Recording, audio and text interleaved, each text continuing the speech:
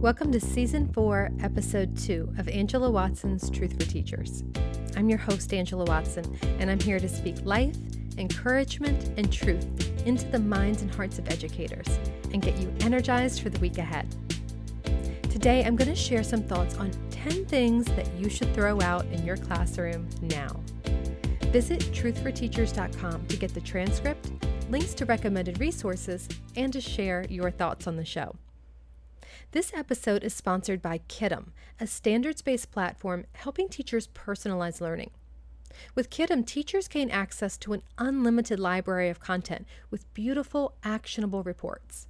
And the best part? Kiddom is free. Visit www.kiddom.co to learn more. That's KIDDOM.co. Now, back in the very first season of this podcast, I did an episode called Classroom Clutter, What to Keep and What to Toss.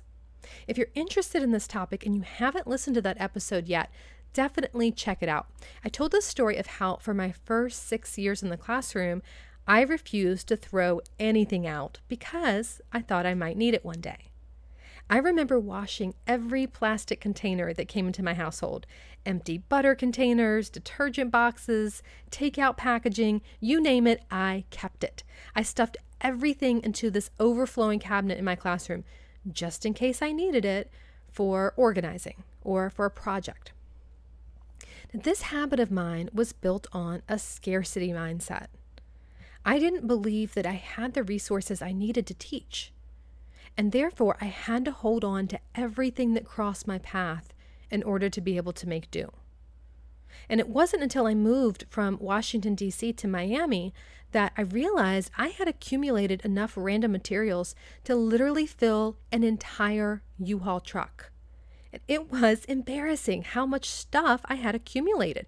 That's when I really had to be honest with myself and realize that I only used about maybe a fifth of it on a regular basis. So I really started getting serious about my teacher hoarding tendencies at that time. I had to develop a mindset of abundance, this belief that I had everything I needed and that more was always going to be available to me exactly when I needed it. And I created that mindset by telling myself, I like to streamline and simplify how my classroom runs. I don't keep things I don't really need. I could still teach well with a fraction of the materials I've accumulated. If there's something that I need later and I don't have, I trust that I'll be able to find it again, or borrow it, or be able to do without it just fine. The foundation of my classroom is my energy and my enthusiasm and my know-how, not my stuff. I feel good about clearing away the things that drain my energy and my enthusiasm by creating a cluttered and disorganized workspace. I can let go of those things that I don't need in order to make space for the things that I do. Now, I'm sharing that with you right up front because if you're not in that mindset of abundance, it's going to be almost impossible to clear away the clutter and to get rid of things. You'll just kind of tense up and you'll start to feel a little panicky at the thought of letting all these things go. So practice having that mindset of abundance and telling yourself how good it feels to streamline and get rid of things and how you trust that you're going to have what you need when you need it. Practice that and start slowly. Now, these are the 10 things that I want you to consider getting rid of in your classroom. It made a big difference for me when I learned to stop holding on to these things, and I think it will make a really big difference for you too. The first thing that you want to consider getting rid of is one of the easier ones. And that's memos about upcoming meetings and events. You don't need to keep these just in case. If you're still getting paper memos from your principal or in meetings and that sort of thing, copy all the important dates onto your calendar and then throw the papers out. Another thing that you want to get rid of is those empty containers that you're not using. And this goes double if they are used margarine tubs and Pringles cans and laundry detergent bottles. There is no reason to feel guilty for tossing those in the recycle bin. Don't try to justify holding on like I did by telling yourself, oh, I can use these for center materials. I could use these to hold math manipulatives. I could use this for office supplies. These are perfectly good containers. I can't let go of them. The thing is, if you're not saving them for a very specific purpose, if you don't already know, okay, I'm saving 10 of these specific things for this particular lesson on this particular date, then get rid of them. Otherwise, they're going to take over your cabinets and they're going to make you feel like a pack rat. A third thing to get rid of is your junk drawer. You know, all those random loose paper clips and broken rubber bands and pennies, the toys that you've confiscated from students? Don't lie to yourself and pretend that you're going to clean that drawer out one day. You've got much bigger priorities, and that's why it never gets done. So dump the whole thing in the trash. Seriously, do a quick scan and save anything of value, and then dump it all. Immediately put useful things in that empty drawer afterwards so that it's full of stuff that you love and you actually use. And that way it won't become a magnet for junk again. When you're tempted to stuff something random in the drawer the next time, you're going to remember how difficult it was to throw everything out, and it's going to make you think twice about letting that junk accumulate again. If something doesn't have a useful place in your classroom, either create a place or throw it out. No junk drawers. A fourth thing to get rid of is textbooks, worksheets, and lesson materials that were in the file cabinet when you moved into the classroom. The previous teacher who was in the room before you was not doing you a favor by leaving you with a cabinet stuffed haphazardly with all kinds of random materials. This was a little white lie that she told herself to avoid having to clean things out. Okay, she was not really helping you. And if you hate the textbooks that you have to use, there's no way you're going to be using the previous class set from 1993. Anything more than 10 years old should get recycled immediately, unless it's in brand new condition and clearly of exceptional and timeless quality. Everything else could go in the hallway or go in the teacher's lounge for other teachers to claim, but please don't enable your pack rat colleagues to stay stuck in those bad habits. A pile of resources in the teacher's lounge that's marked free, that's irresistible to just about everyone, and you're only encouraging your coworkers to accumulate more junk, and possibly even use resources that are outdated and not best for kids. If you wouldn't want your students using it, why would you want other people's students to use it? The materials serve their purpose for many years, and it's okay to decide now is the time to let them go. Don't be afraid to toss them directly to your recycle bin. A fifth thing to get rid of is papers and info from previous students. So you want to keep your student portfolios and documentation of parent communication for one full school year after the students have left your class, and then toss them out.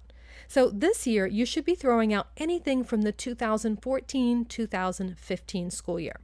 So this will be the second year now that those kids have been out of your class. You don't need to cover yourself or keep documentation anymore unless there's a very special situation and you know which kid you might want to hang on to the paperwork for. Everyone else's stuff, recycle. The sixth thing you might want to consider throwing out is artwork and those sweet notes from your students. I know, it's terrible to think about, right? When kids first gave me something, I would display it on a small bulletin board just for a few weeks, and then I'd discreetly clean it out to make room for more things.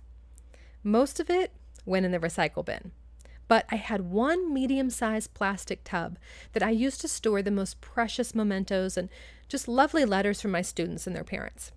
I got that tub in my third year of teaching when I realized that my inability to throw away student artwork had become a habit that I just couldn't keep up. And I promised myself that I would keep that tub, and only that tub, full of student notes forever. So when I cleaned off the bulletin board and I decided which pieces of student artwork to trash and which ones to keep, I had to ask myself, is this worthy of being read 30 years from now? How does this compare in sentimental value to the other things in the tub? The size of the tub is what forced me to be selective. And I still have that tub to this day, but everything else that was given to me got recycled. Now you can even keep your collection digitally if you want to. You can take a picture and save it in a special Dropbox folder or a special album in your iPhotos. But please don't feel like it's heartless to throw away things from your students. It really is a necessity. Another thing that you want to throw out in your classroom right now is anything that's broken or missing pieces. I recommend having a missing pieces tub in your room for students to put materials in. So whenever they find random items on the floor, they can just put it in the missing pieces container. Then, if the missing pieces haven't all shown up by the end of the school year, you have to get rid of the item that the piece belongs to. So if you have decks of cards that are missing 20 numbers, you have puzzles without the final corner piece, you have file folder games where the last two items don't have that matching piece, those things cannot stay in your classroom. If you're not going to fix it, and be realistic with yourself about whether you really have the time and the energy to fix it, whether it's really the highest use of your time to fix that set of materials. If you're not going to, you have to get rid of it. No one enjoys being surrounded by broken and incomplete things. You and your students deserve better than that. So get rid of those things that have broken or missing pieces that just haven't shown up after many, many months.